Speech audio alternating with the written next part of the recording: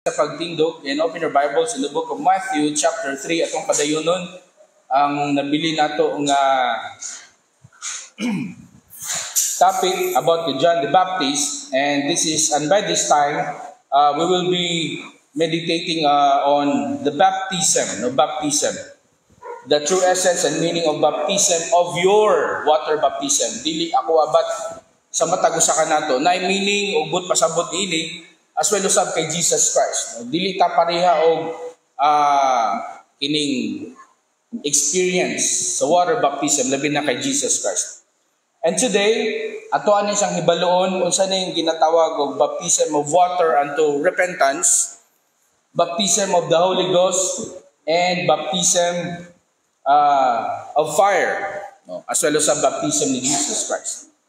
And I believe so this is a very meaningful nga topic for us to realize nga ang bautismo dili lang siya kay symbolic, but there's a great meaning ilabi na sa atong commitment sa pagpangalaga diha sa atong Ginoo. Matthew chapter 3 verse 11, by this time nahuman naman ta sa verse 1 up to 10. Akong basahon sa kusog, Matthew chapter 3 verse 11, it says here, I indeed baptize you with water unto repentance, but he that cometh after me is mightier than I, whose shoes I am not worthy to bear. He shall baptize you with the Holy Ghost and with fire, whose fan is in his hand, and he will thoroughly purge his floor and gather his wheat into the garner, but he will burn up the chaff which with unquenchable fire. Then cometh Jesus from Galilee to Jordan unto John to be baptized of him. But John forbade him, saying, I have need to be baptized of thee, and comest thou to me? And Jesus answering said unto him, Suffer it be so now, for thus it becometh us to fulfill all righteousness. Then he suffered him.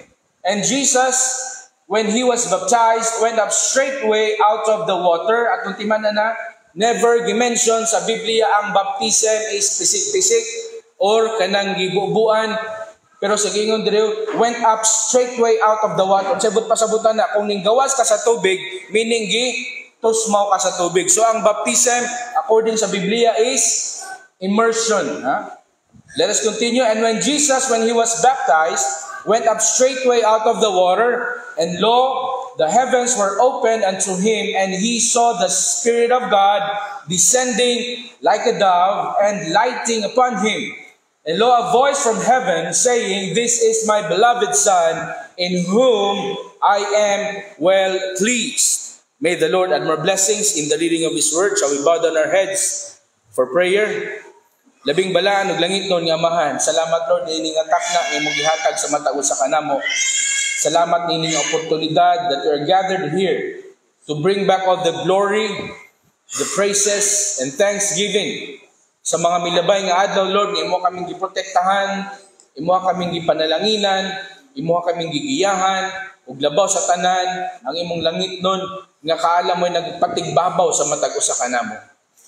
Amahan, karon nga takna ang akong pagampo. Pasayloa kami sa mga sala nga among nahimo, nga imong mga pulong nga among madungog karon, kini magadasig, magapahinumdum kanamo. Ilabi na kami as your ambassadors, as your soldiers. Nga Lord, di kami magmaluya, apan sa tanang higay magmadasigon kami sa pagpangalaga di kanimo. Amahan, karon nga takna ako nagampo, gamita ako mightily sa paghatod sa imong mga pulong. I-guide, i-lead ako, Amahan, through your words, and fill me with your spirit para magawas akong pamaba ang imong kahimayan o dili ang ako. Amahan, kining tanan akong pagampo sa pangalan ni Jesus. Amen. Magabalik ka mo sa paglingkod.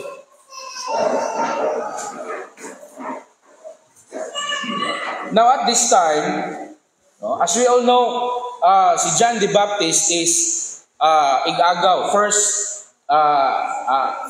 second cousin ni Jesus Christ. And as we all know, 6 months lang ang ilahang pagitan. Si John the Baptist, aside that they are related by blood, he is also a prophet. No? In fact, he is the last prophet as what we have read and learned from our previous lesson. No? Si John the Baptist, it so happened nga iyang papa is also a priest, and so sa ilang tribo, kung sa imong tribo, mo po ang linya sa inyong panarbaho. So they are from the tribe of Levites, so nahimo siyang instead of priest, but he is a prophet. So unsa day kalahian, pastor, sa prophet ug sa priest? As what we have learned as well, ang priest is more on kining mga seremonyas, no? Sila ang nag-take og lead sa mga ceremony, while ang prophet, they preach, they admonish, no? Nagapamadlong, nagawali, as what the Bible says. Gani, gisulti diri unsa ginawali ni John the Baptist. He is the one preaching in the wilderness. Unsa ang ginawali about repentance. About repentance. And karon nga adlaw, ang ato ang topic is about baptism. Before nato itakal ang baptism ni Jesus Christ, unsa ning baptism of water unto repentance, baptism of the Holy Ghost, and baptism of fire. Mao ni gi-mention dayon sa verse 11 sa ato ang text verse karon nga buntag. Now, we should understand at this time why John the Baptist is preaching about repentance. Kaya ang mga Pariseo o ang mga Sadducees o ang mga katawan aning panahona, nagasunod sila unsa ang balaod nga gisulat gikan sa atong Dios padulong kay Moses, which is the Ten Commandments. Mo ilang ginasunod. Wherein at this time na naa na si Jesus Christ, na ay transition of the law. Kaya nga naman, as we all know, ang balaod dili makaluwas. Kanato, kumutuman ta sa Ten Commandments, kaya nga naay grupo karon nga ilag yung ginatuman ang Ten Commandments para sila maluwas. Pero unsa ingon sa atong Ginoo? Sige, sundan ng Ten Commandments, kaya kung mapagan nimo ng isa, pagan na sa tanan. Mao naa si Jesus Christ at this time, and John the Baptist is preaching about repentance because the law cannot save us. And at this time as well, ning sulod na po ni ginatawag na itong traditions of men, yung ginapasunod usab sa mga Pariseo o sa mga Sadducees. Maunay, from our previous lesson, they may be religious, but not in heart. They may be worshiping God, but not in spirit. Mga compromiser. And this is the reason why John the Baptist is preaching repentance, because repentance is a daily basis. Kaya nga kung kita makasala, MWF ba or TTHS, dili, kada adlaw ta makasala, even me, that is written in the Bible. Romans chapter 3 verse 23, for all have sinned and come short of the glory of God. Romans chapter 10 verse 9, for none is righteous, no, not one. That is why repenting is important sa matag usa kanato. And how do we do that? Every time we pray, mga itagpasaylo sa atong Ginoo. Now, sulti pa di sa atong gibasa sa verse 11, na gi-tackle specifically si John the Baptist diri. Unsa ang iyang part asya nga nagabautismo, unsa pod si Jesus Christ. I indeed baptize you with water unto repentance. As you know, kining pabautismo nato, dili ni siya kanang just a public confession. This is doing as what Jesus Christ did. It is a resemblance or atong ginasunod ang pattern nga gihimo ni Jesus Christ. But being or experiencing this water baptism is different sa matag usa kanato. Kaya sa gingon dire, I indeed baptize you with water unto repentance. What does it mean? Sa dihang kita gilublog, we being immersed. For us to have a clearer understanding, open your Bibles in the book of Romans chapter 6. Romans chapter 6 verse 3. Mo ni gisulti dire, unsa ning water baptism. Then atong itakal, why is it for our repentance? Now, know ye not, Romans chapter 6, verse 3, know ye not that so many of us were baptized into Jesus Christ, were baptized into His death. So, but pasabot sa dihang kita gilublob, gi-immerse sa tubig, it represents the death of Jesus Christ. Nga kung diin ang atong karaan nga pagkatao, which is ang pagkamakasasala. Do you think sa dihang gilublub ta paghawa sa tod? Di na ba ta makasala? Makasala gihapon. That is why repentance should come in every day. Now, this is the symbolic sa dihang gilubong kita sa tubig, gilublob kita sa tubig. It represents the death of Jesus Christ. So as usab paglubong sa ato ang old nature, sa atong karaan nga pagka tao nga kanabitong saputon, dali masuko, bakakon, no, bisyoso and all nga kanang sukwahi sa prinsipyo sa atong Ginoo nga di siya mahimaya. In verse 4, therefore we are buried with him by baptism into death, that like as Christ was raised up from the dead by the glory of the Father, even so we also should walk in newness of life. Sa dihang kita gi-immerse, gilublob sa tubig, that represents the death sa ato ang karaan ng mga batasan. That symbolizes it. And when sa dihang gihawas na sa tubig, that represents the newness of life nga naata diha kang Kristo Jesus. 2 Corinthians chapter 5 verse 17, if any man be in Christ, he is a new creature. All things are passed away. Behold, all things are become new. Bag-o na ka. No? Sa itong mga bag-o gibautismuhan, but pasabot, bag-o na ka nga pagkataon. Mora man gihapon atong lawas, pero ang Espiritu nga naa nimo bag-o na siya, gibag-o na ni Jesus Christ. Mo na magkinabuhi ta ni anang kabaguhan nga naata. Mo na gi-emphasize sa Colossians chapter 3 that we should put off the old man and we should put on the new man, which is through Jesus Christ. In verse 5, for if we have been planted together in the likeness of his death, we shall also be in the likeness of his resurrection. Pagkanindot. Verse 6, knowing this, that our old man is crucified with him, that the body of sin might be destroyed, that henceforth we should not serve sin. Now, this is why the first step before ta bautismoan, masabtan nato ang ato ang kaluwasan pinaagi kang Kristo Jesus. That is what the Bible says. That is not my principle. Kaya ako gasunod rin po sa prinsipyo sa Biblia. The principle is in John chapter 14 verse 6, Jesus saith, I am the way. Walay lain nga dalan padulong sa langit. Walay lain nga atong tinubdan sa atong kaluwasan by faith. It is only by Jesus Christ. John chapter 1 verse 12, but as many as received him, to them gave he power to become the sons of God, even to them that believe on his name. It is only through Jesus Christ. Mo ni giingon dire sa atong gibasa. Mao na sa dihang atong naangkon si Ginoong Kristo nga atong manluluwas, sa dihang kita gibautismuhan sa tubig. Dili na siya ordinaryo nga seremonya, but it is the marking, the start of your commitment, a lifetime commitment to live a life, to live a repentant life. Nga kanabitaw ang atong desire nga magpakasala. Di magyud may iwasan, makasala ta. Di may iwasan, nagyud. Pero kanang ginatawag na itong spiritual mindset. That is the attitude, that is the mind of a man that is new. Na ikabaguhan di akang Kristo Jesus.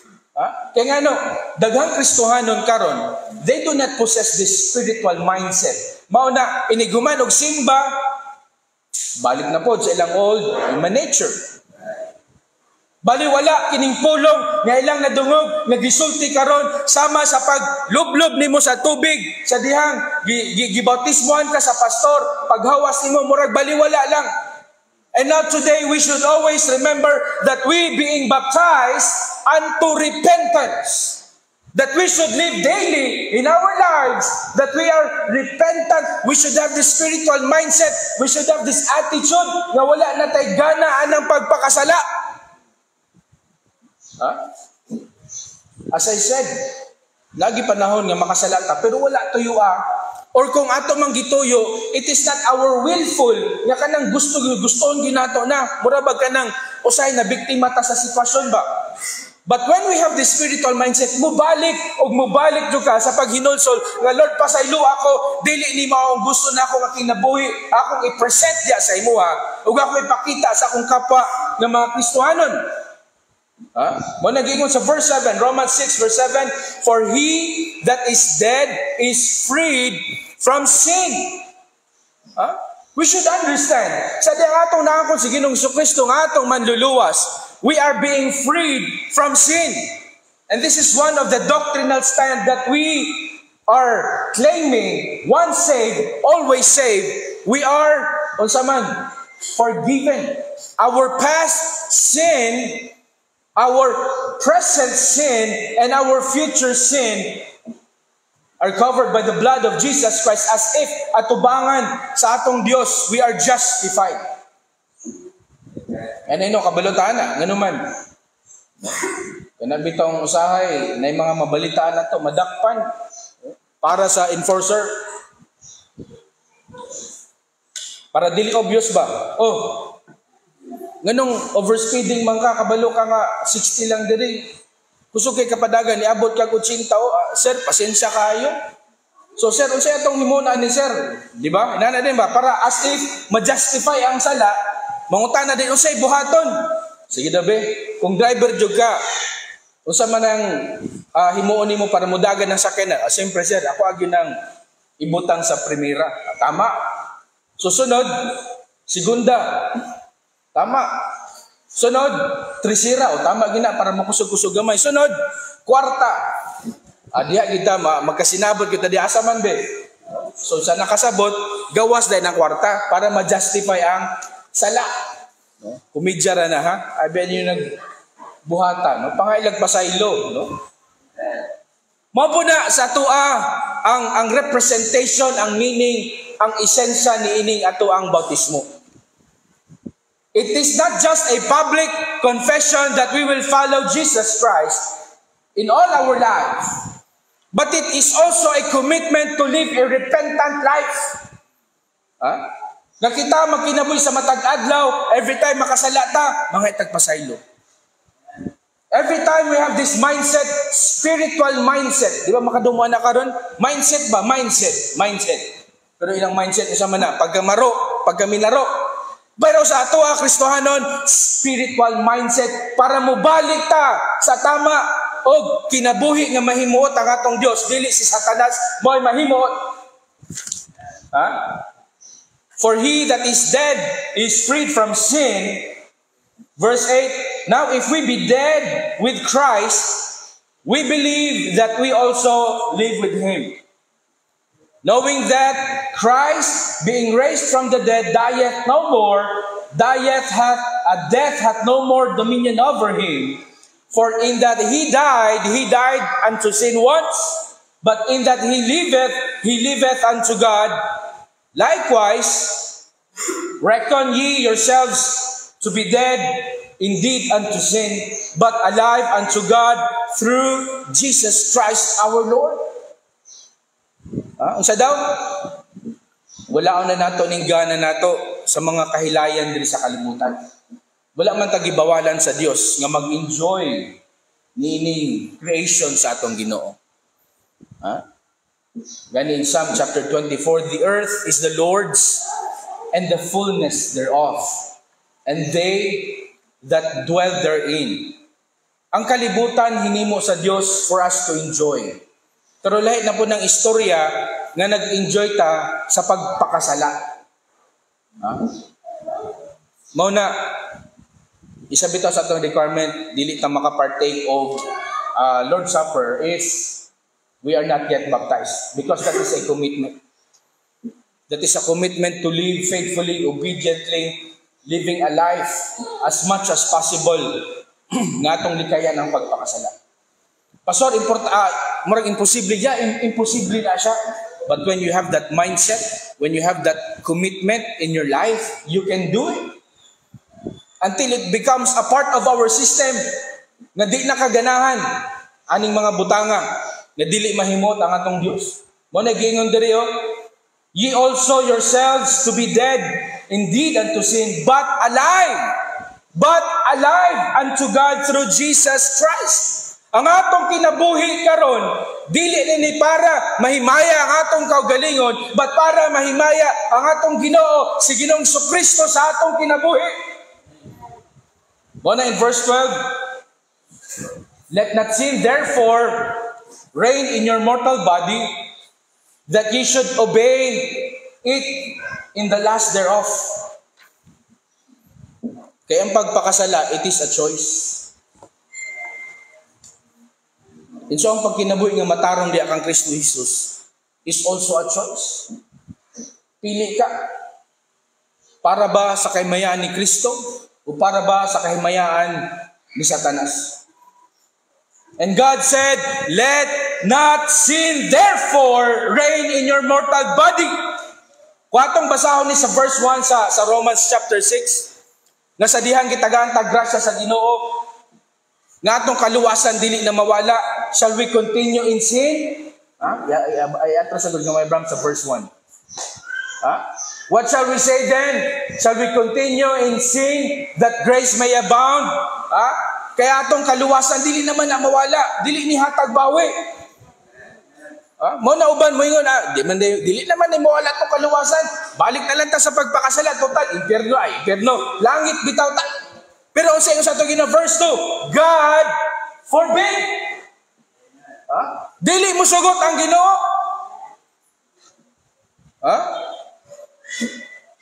Balik ta sa verse 12, Bram. Let not sin therefore reign in your mortal body, that ye should obey it in the last thereof, neither yield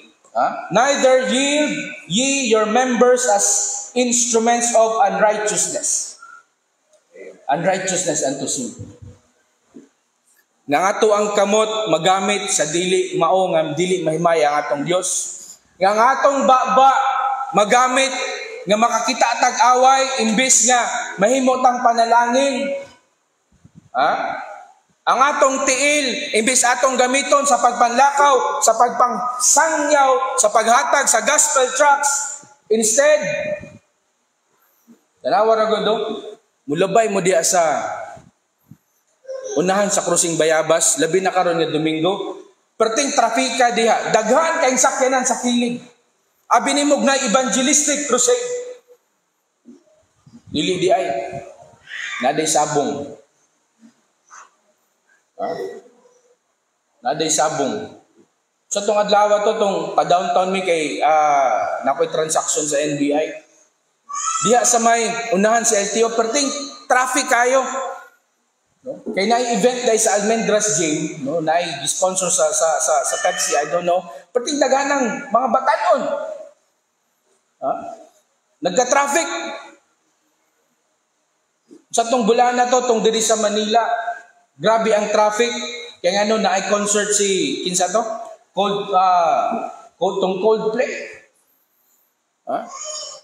Nga naman, mas daghan karon maengganyo. Saka na bitong ilang patuyangan ng ilang debate. Bahala na ka Lord, total. Mapasayloon man ka. Pero unsa ingon sa atong Ginoo, neither yield ye your members as instruments of unrighteousness unto sin. Ayaw tuguti nga atong lawas. Dili mahimay ang Ginoo. Siya ang naghimo sa atoa. Siya ang hatag kanatog panalangin sa matag adlaw nga tanan unya. Si Satanas may malipay sa atong kinabuhi, sa atong ginahimo, sa atong ginalitok, sa atong una-una. God said, no, ayaw.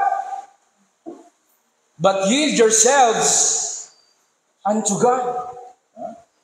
But yield yourselves unto God as those that are alive from the dead, and your members as instruments of righteousness unto God. What God says, our baptism represents our repentance every day, and every day our life, our body, it should be an instrument of righteousness unto God.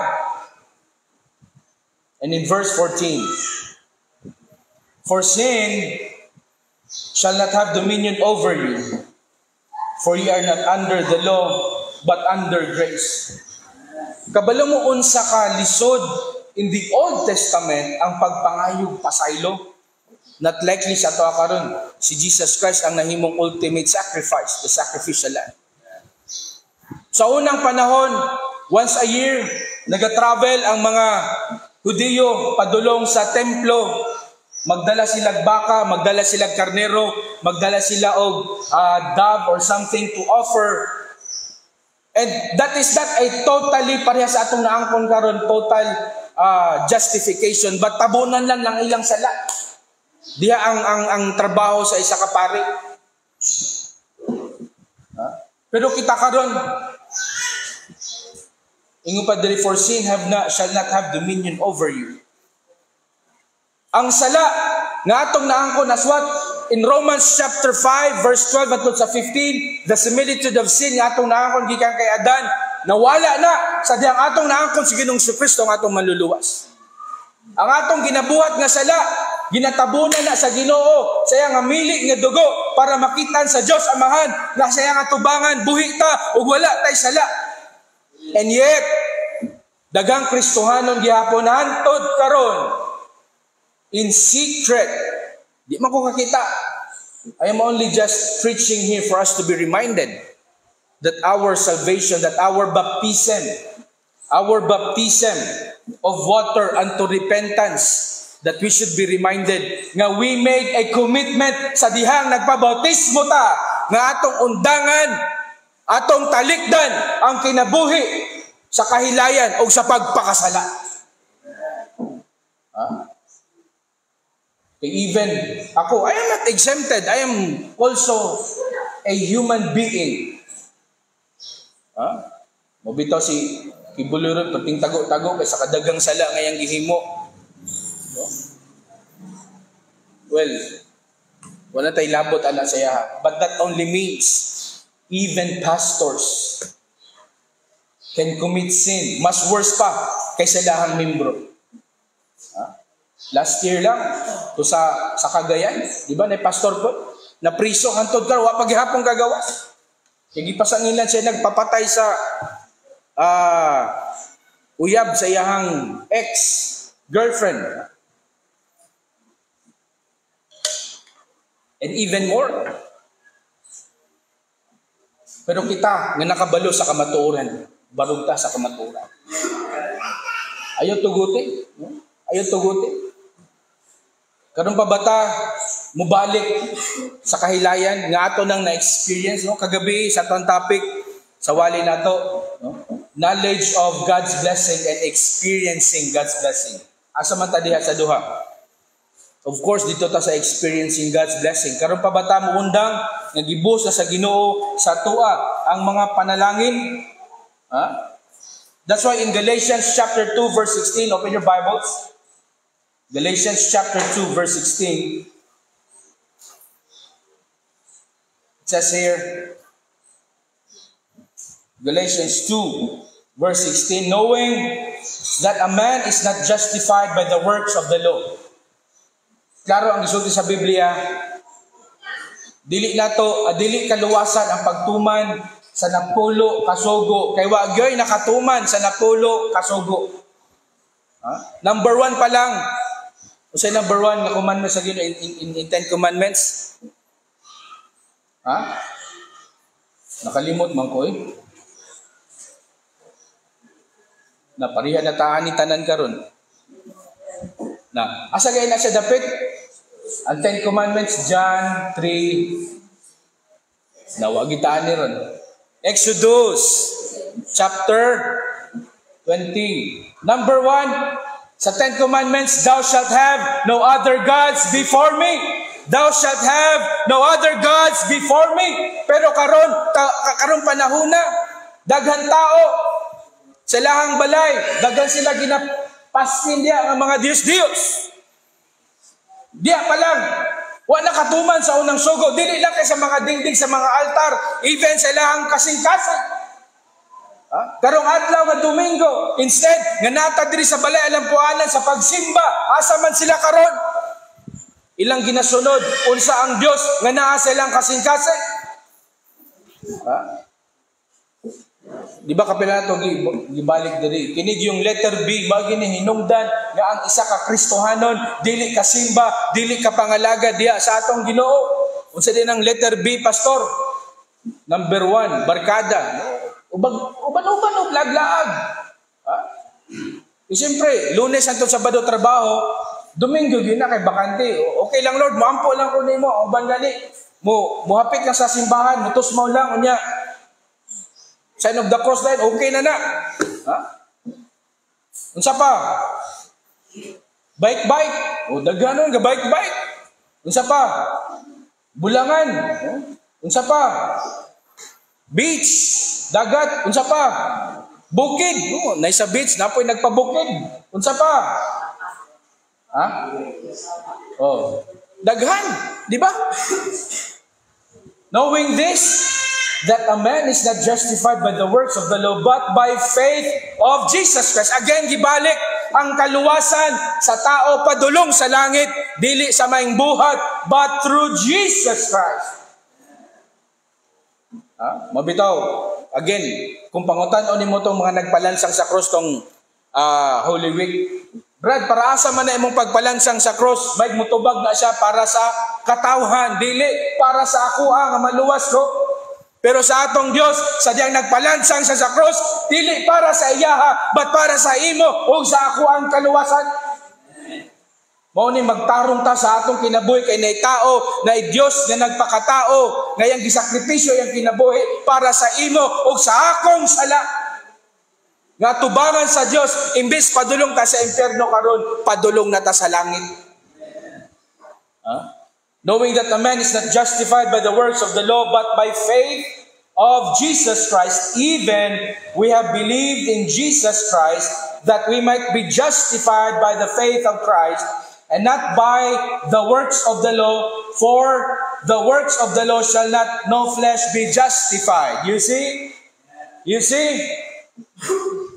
Kanang pagkabuutan, di gina makaluwas. Kanang pagkamangginatagon, di gina makaluwas. Kanang pagkahinimbahon, di gina makaluwas. But only by faith, as what Galatians 2:16 says. By faith in Jesus Christ, and not by the works of the law.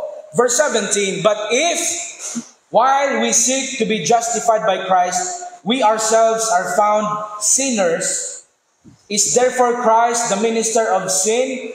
God forbid. God forbid. Wala ta giluwas sa atong Dios nga magpadayon sa pagpakasala. Giluwas ta sa atong Dios para siya ang mahimaya. Remember our devotional last night, Psalm chapter 67. Verse 2 is the reason why God has blessed us so much. You open Psalm chapter 67, verse 2. This is the very reason nga nung gipanalanginan ta sa Ginoo, nga nung giluwas ta sa atong Dios. It is not for our own consummation nga ma-satisfy nato ang craving, ang atong gustong mahimaya, ang atong gustong kita ang madayeg sa ubang nga tao. But we are blessed, we are saved by God, and sa ingon diha, that thy way may be known upon earth. Ang imong kinabuhi, we should be a walking, dili dictionary, but a walking blessing, a good example sa uban nga katawhan. Mo pa nato ginampo, di ba, sa verse 1? Para go verse 1, bro. God, be merciful unto us. Lord, kaluy imi. Panalangin imi. Taga imig pabor. Ayaw kami pasagdi amahan. Wala ba nagihatag sa Ginoo sa to? Of course, gihatag na sa Ginoo.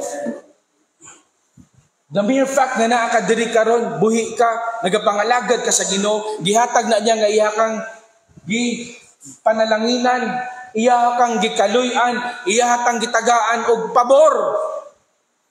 And in return, kung siya sa verse 2, atong gamiton ang panalangin nga gihatag sa Ginoo sa toa. that His ways may be known unto the earth. Because as far as I can see, mas grabe ang kahilayan sa kangit-ngit karong panahona kaysa kahayag nga kamatuoran diha ang Ginoong Kristo. Isa to nga philosopher ang iyang ingon nga kung walay buhaton ang mga maayo nga tao, ang mga daotan mosulbong. Mao po na sa atoa Kristohanon kung kita nga nakabalo sa kamatuoran ug wala tay himuon, magkadaghan ang binuhatan sa kangit-ngit diri sa kalibutan. Ug kung kanang uban nga walay klaro ilang kaluwasan, nganong grabe sila ka mainiton, kada Webes mo absent sa ilang trabaho para manuktok sa ilang tagsatag sa kabalay, mangatag og gospel track, mangatang diha sa kanto, gaatang gapainit, gapaabog. No, di sila kasiguro sa ilang kaluwasan, asa sila padulo. How much more kita nga nakabaluta? Anytime from now, ako mismo, kabalo ko sa langit ko padulong. Unya wala tay himuon. And this is why our church is on fire right now. Na ang pagpamuhat, it is not just every Sunday, but every day of the week. Kada gabi natin devotional. Kada buntag na atay mga lecture, no? Monday. Unsa na sa tong Monday morning? Para sa mga bata. O sa batang isip. Daghang bang nakalimot, no? Sa mga Bible stories, dili na para sa mga bata, para sa mga young at heart pod. Tuesday, unsa atong Tuesday? Tuesday and Friday kay Brother Jim, no? Unsa kay tayo sa topic at the cross. Yahan na. Saturday, unsa atong Saturday morning kay Gladys, Bible study for women. Importante po na. Sunday afternoon, 2:30 or 3 o'clock sa mga young people. After that, 4 o'clock, kikinsa man kay Brother Real about prophetic hour. How about Wednesday? Unsa man atong Wednesday? Topic ana specifically is about salvation by grace and about King James Bible. Nganong King James ang atong ginagamit na Bible. And we should participate. We should do more to glorify God. By what? I-share ninyo na ng mga lectures, ng mga pagsangya, mga pagwali. Dili lalim ang pagpamuhat sa Ginoo para maimaya siya. Kasi Satanas pod, nagapangita po na siya pamaagi. Nga kana bitong sapot-sapoton ka, no? Kana bitong surang-surangon ka, nga ang imong espiritu madirail ba? Nga mahimaya ang Ginoo. Padayon ta, Galatians. Balik sa Galatians from Galatians chapter 2. We are now on verse 17. But if, while we seek to be justified by Christ, we ourselves are found sinners, is therefore Christ the minister of sin? God forbid. In verse 18,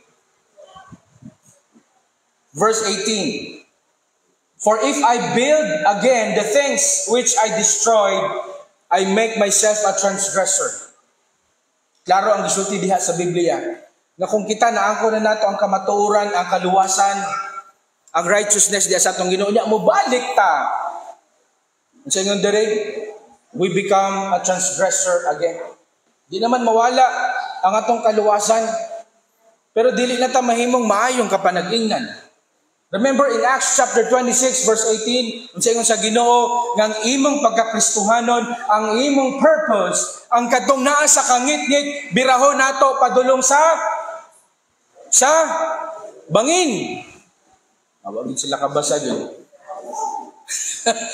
Ang nasa kangit-ngit atong birahon padulong sa kahayag.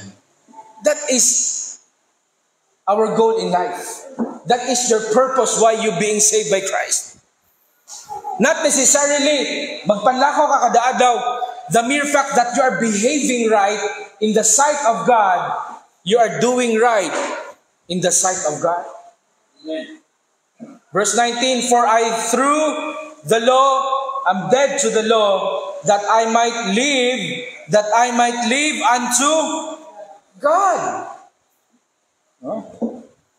Ang atong kinabuhi, dili kay para sa ato ang pagpanghinambog o sa atong kahimayaan. Dili na taangay manghinambog kung ubang tao makita nila sila na mismo mo appreciate na sa imo. Ha? Karon bitaw no, magkabuang na kog lingkod ba asa? Labi na pag manimba atong kaigsuonan dili pa niting ulan. Ha? Sa una di ako mulingkod. Unya moabot ng tagian ng mga bangko, bali na pugod diri. Taud-taud moabot na pud ang mga tagian ng bangko, bali na pugod sa likod. Usay motindog na lang ko dito para to give way ba. And that is the result by that repentant life. Ang kadasig, ang kanang pagkalayo nato nga magkinabuhi, nga mahimaya ang Ginoo sa atong kinabuhi sa matag adlaw nga tanan. In verse 20, Galatians, still we are in Galatians chapter 2, verse 20. You should mark this on your Bibles. Put this in your heart and in your mind as a reminder kung unsay purpose sa atong kinabuhi. Unsay ingon niya diha, for I am crucified with Christ. Nevertheless, I live, yet not I, but Christ liveth in me. Ang atong kinabuhi karon dili para magpa-impress sa uban nga tao, but to impress God, nga mo'y nagluwas kanato, nga mo'y nagpanalangin kanato, nga mo'y naghatag ni ining kinabuhi nga walay katapusan. I am crucified with Christ, nevertheless I live, yet not I, but Christ liveth in me, and that life which I now live in the flesh, I live by faith in the Son of God, who loved me and gave Himself for me. Do you think na may laing tao nga willing, dili lang mo sakripisyo, but willing niya i-offer ang iyang kinabuhi para lang ta maluwas? Walay tao nga maghimo ni ana. Kana maganing nagpalansang sa cross, igo lang sila gihigot ang ilang kamot. Di magay sila magpaduslak sa ilang kilid o bangkaw kay ano, hadlok mamatay. Di ba? Symbolic lang ba? Namanggaite nakita sa video nga gapasan pa lang siya sa cross, gibunal-bunalan niya nakusgan magbunal. Suko kaysa nisipa pud siya balik. O di nagkarambula silang tanan. You see? Yaga-yaga. But that's what God said. Kining atong kinabuhi, dili na ta kinahanglan magsakripisyo. Di na ta kinahanglan magluhod, gikan sa pultahan, padulong diri para mamanata. Dili na ta kinahanglan magdagot og kandila para ampuan ni nga santo, kani nga santo kay ngano, kita mismo, we are the living saints of God. What is our life? To glorify God, to praise our God. And that is the meaning of baptism of water unto repentance. Verse 21, I do not frustrate the grace of God, for if righteousness cometh by the law, then Christ is dead in vain. And this is the very reason why Jesus Christ sacrificed His life at the cross at Calvary for your sins and my sins. Balik ta sa atong text verse, Matthew chapter 11, Matthew chapter 3, verse 11. Manata anang baptism of water unto repentance. Yung I indeed baptize you with water unto repentance, but he that cometh after me is mightier than I, whose shoes I am not worthy to bear. He shall baptize you, kisa man si Jesus Christ. He shall baptize you with the Holy Ghost, with fire. Now, these are two things. You see, after the Holy Ghost na ikama, dili sila isa lang ka paragraph. Now, what does it mean? That after we got saved, after we received Jesus Christ as our Lord and Savior, simultaneously we are baptized with the Holy Ghost. Not with water, but at that time, we are baptized with the Holy Ghost. This is a symbolic thing again. In Ephesians chapter 1, verse 13, open your Bibles, in Ephesians chapter 1, verse 13,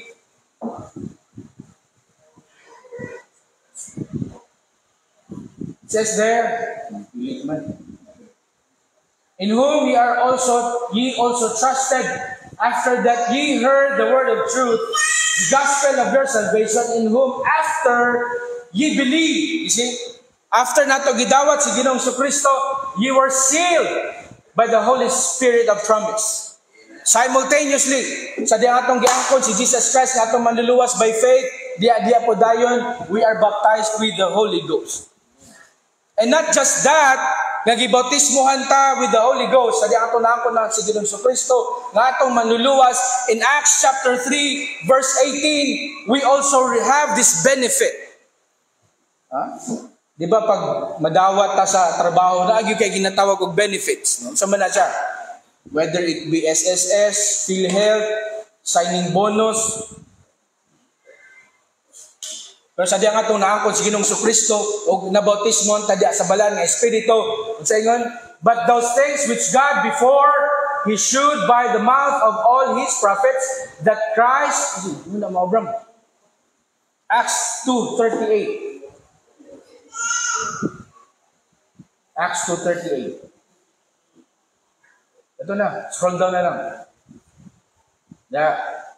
And Peter said unto them, repent and be baptized every one of you in the name of Jesus Christ for the remission of your sins, and ye shall receive the gift of the Holy Ghost. You know what is that gift? Nga itong naangkon diha sa diyang nabautismuhan ta sa balan ni Espiritu.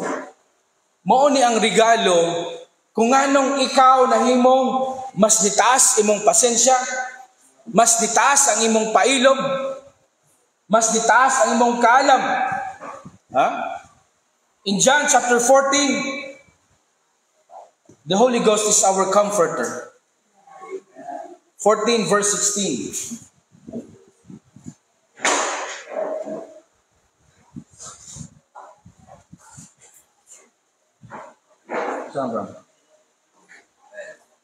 John 14 verse 16. And I will pray that the Father and He shall give you another comforter, that He may abide with you forever. Not just a comforter, in verse 17, even the Spirit of truth. Kamatuuran, ginatultulan ta niya, unsa ang tarong, unsa ang dapat, mao na mahimo tang prudent. In verse 26, dili lang kay kanabitang nahimo siyang comforter, nahimo siyang nag-lead sa ato sa kamatuoran. Ang balan nga Espiritu is nagahatag ka nato guidance, nagahatag ka nato tama nga instruction. Verse 26, but the Comforter, which is the Holy Ghost, whom the Father will send in my name, He shall teach you all things and bring all things to your remembrance whatsoever I have said unto you.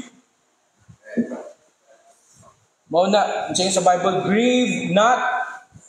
Diba? In the book of Philippians, grieve not the Holy Spirit that dwells in you.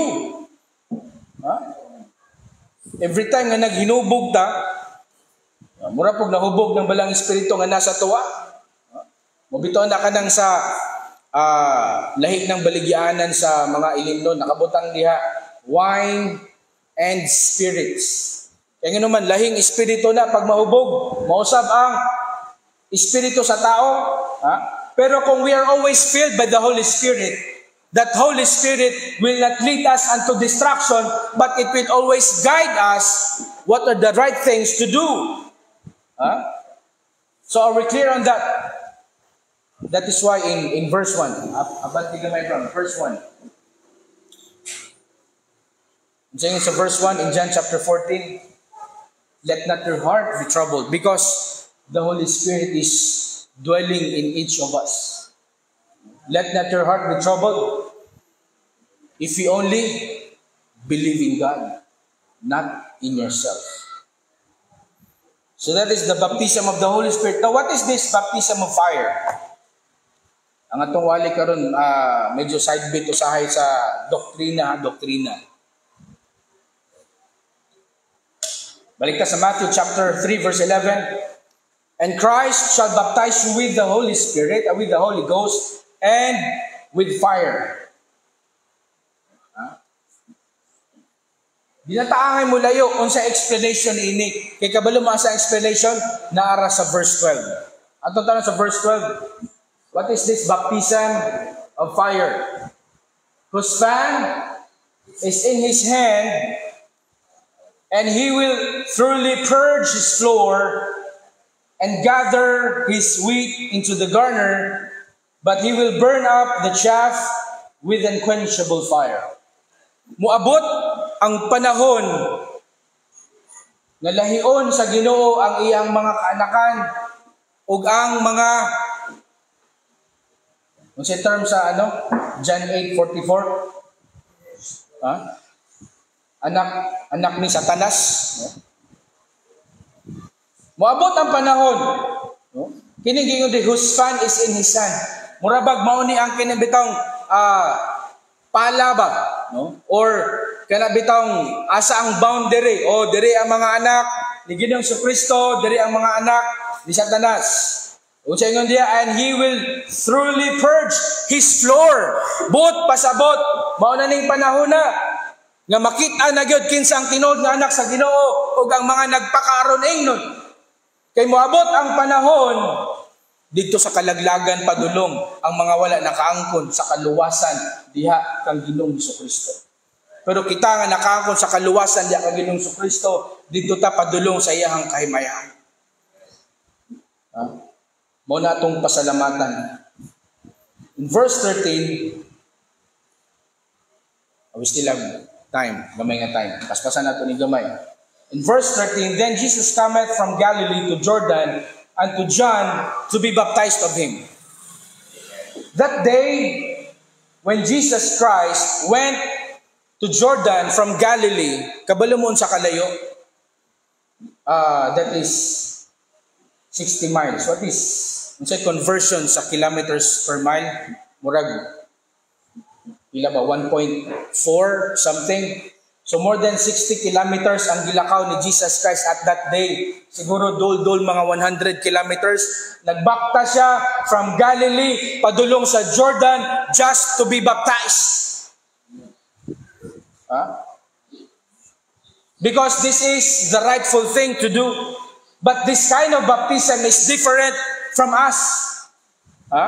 Sa diyan niabot siya sa atubangan ni John the Baptist. Ingon si Jesus Christ, John the Baptist, magpabautismo ko. Ingon ni John the Baptist sa verse 14, and John forbade him, saying, I have need to be baptized of thee, and comest thou to me? Ano siya gani? Jesus Christ, ikaw dapat ang magbautismo sa ako, dili ako.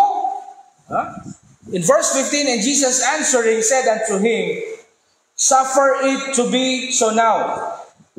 Sabot pasabutan ni, dili ni suffer gini paganto sa ana siya dapat himuon, mahitabo gini siya. Ikaw dapat ang magbautismo sa ako.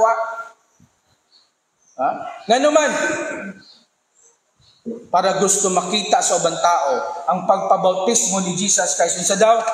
To fulfill all righteousness. You see, your baptism is not just for repentance, but your baptism, our baptism, is for the fulfillment of righteousness. But sadly, daghang Kristohanon karon nagpabautismo tuod, pero ang ilang kinabuhi is not on the fulfillment of righteousness. Pero kita nga nakabalo, padayon, lisod man, apan ayaw pangitaglason, nga muundang, but padayon unto the righteousness of God. So sinaytabo, nagpabautismo si Jesus Christ.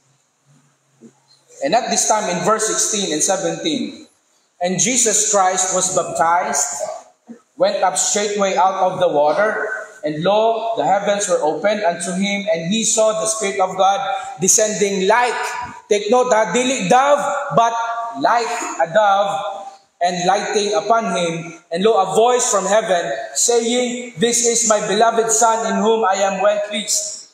Now, let's side bit for a moment para mabal-an nato unsa ang but pasabot sa bautismo ni Jesus Christ. Unsa ang deklarasyon niini. Di ba, pag ang isa ka hari i-anoint nga mahimong hari, bubuan siya og oil. Am I right? Bubuan siya og oil. Sa dihang si King Saul, gi-anoint siya sa atong Ginoo, gisugo niya si Samuel, nga adtoa si King Saul, i-anoint siya sa king, bubuin siya og oil sa iyang ulo. So as King David, giadtoan po siya ni Samuel, gibubuan siya og oil sa iyang ulo. What does it represent? It represents the symbol of fullness of the Holy Spirit and unsa man authority nga gihatag sa Ginoo nga in replacement sa Dios, ang hari mo ay mag-rule sa kingdom. Are we clear on that? Symbolic of the Holy Spirit kanang gina-anoint. Pero kabalo mo at this time, and Jesus, when he was baptized, went up straightway out of the water, and lo, the heavens were opened. Nahitabo ba ni sa atong baptism? Nga sa diyang gibautisman ka, niabri ang langit? Wala. Sigla kinunang adlaw samot. Pero sa panahon ni Jesus Christ, niabri ang langit o ang sa nahitabo, and the heavens were opened unto him, and he saw the Spirit of God descending like a dove.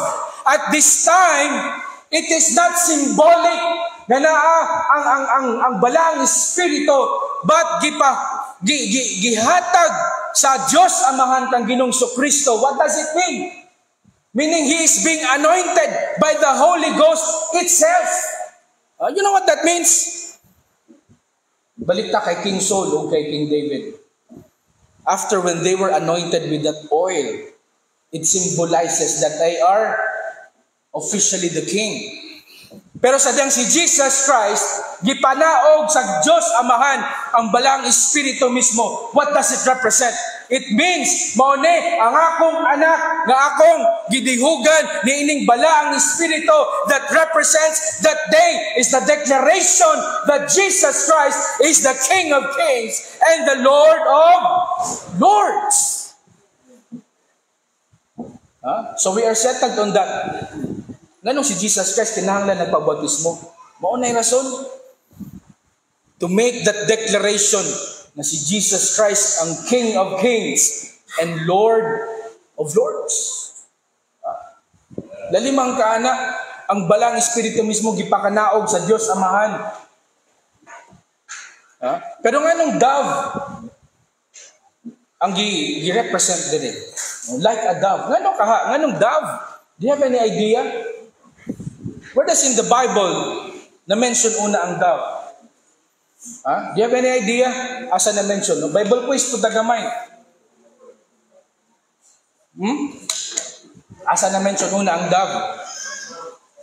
Sa panahon ni Noah. Diba? Sa panahon ni Noah, nagbuhi siya og duha ka langgam. Ang isa is ang uwak, no? The raven. Gibuhian niya ang raven, pero wala ni balik. Gibuhian niya ang dove. After 4 days, ning balik. Unsay ibot pasabot ana? Paggawa sa raven, you know what is a raven? Kanang uwak. Ang uwak is a scavenger. You know what is a scavenger is? Kanang mukhaon sila ng mga hugaw ba? And at that time, sa diyang gipagawas ni Noah ang raven, of course, daghang nangamatay. So mabuhi siya. Atong mga carcasses, atong mga kalapukan. So ning survive ang uwak. Pero ang dove, mabuhi ba na siya hugaw? Dili. Ning balik siya sa arka because the ark represents the righteousness. Ang lugar nga balaan, ang lugar nga limpyo. Mauna, atong masabtan, kung anong like a dove, it is because Jesus Christ is our righteousness. Sa dihang mututok ta kay Jesus Christ, it means we are committing ourselves to live a life that is free from sin. And you know what's one more thing nga pagkanindot aning panahon na in verse 17? Remember, sa panahon sa last 3 prophets, isa man tong last 3 prophets. Si Malachi, si Zechariah o si Haggai. After kay Haggai, kay Zechariah o kay Malakay, walay prophet gipadala ang atong Ginoo. True? Wala. And for 400 years, there's a great silence gikan sa langit. But at this time, in verse 17, lo, a voice from heaven saying, kinsa man na, this is God the Father for the first time in 400 years. Ning tingog ang God the Father. Minhantod karon paday na iyang tingog pinagi ni ining Biblia na atong ginakuptan. Kanang Biblia nga imong ginakuptan, diha siya makikistorya sa atoa. Ayaw tuguti nga atong kinabuhi, mahimong mala, mahimong mingaw, nga di ta meditate sa pulong sa Ginoo pakistorya by reading your Bible. So today, there's a lot of things na atong nakatunan ni ining baptism, water baptism, baptism of the Holy Ghost, and baptism by fire. Ug labi na ang baptism ni Jesus Christ. That is the declaration. That is the day that God the Father declared Jesus Christ as the King of Kings and Lord of Lords. Magampo ta. Labing balaan og langit nun nga Amahan. Lord, salamat sa imong mga pulong nga nagdasig ka namo. And Lord, akong pagampo that we will not veer away from our commitment. That water baptism we had, it is not just for our daily repentance, but it is also for our commitment to fulfill your righteousness unto us. Amahan, ikaw mag-bless sa mga remaining mga minuto sa pag-simba karon. Ug akong pagampo, Amahan, ikaw kanunay mahimaya sa mga kinabuhi. Tinitran akong pagampo sa pangalan ni Jesus. Amen. Brother Abs, palihog.